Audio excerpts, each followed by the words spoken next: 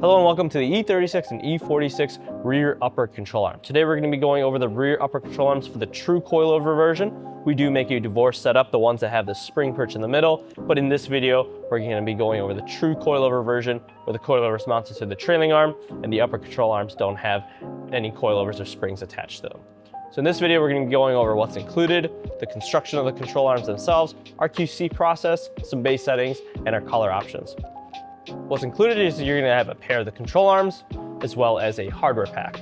So we're going to go over the construction on the control arms. The control arms themselves are tubular steel, making them incredibly rigid and yet very light. The adjustable part on the rear has a female rod end and allows for easily camber adjustment onto the adjuster over here. And using the female rod end does place it away from the subframe, so you're able to get a wrench outside of the subframe without having to try to wiggle a wrench inside the subframe. You're able to have easy access with the adjuster back there. Our QC process is relatively simple. Because these get fabricated on a laser cut fixture, there isn't really much wiggle room from extension and long end, but we do have a process to make sure the bolt holes as well as the sway bar holes are up to our tolerances.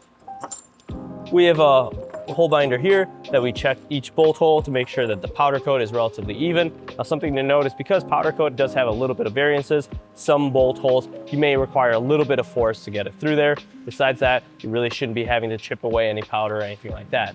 Next part of the QC process is going to be our cosmetic threshold. We want to make sure there's no chips, dings, or dents on the powder coated finish before we ship the order. Now something to know is we do hang these items, so you may see a really small hook mark in some areas. We do try to cover that with a paint pen or put a hook mark in a place that it's going to be covered, such as having a bolt threaded in and hanging it from the bolt. The final step of our QC process is going to be our threads. We want to make sure that there's no grit or sandblast media in any of the threads, and all the threads are able to be adjusted by hand.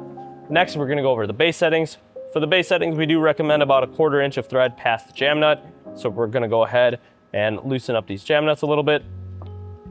You can see right here, we have about 1/4 inch of thread past each jam nut. That'll get you roughly the base settings until you get yourself to a proper alignment shop that can do a professional alignment for you. And finally, we're going to go over our color options. This customer selected this beautiful metallic red. We do have tons of other colors available. You can go ahead and take a look at the video up here to look at our other color options, as well as a video down here to take a look at how we install these on the car itself. Thank you for watching. If you have any other questions, shoot us an email or give us a call.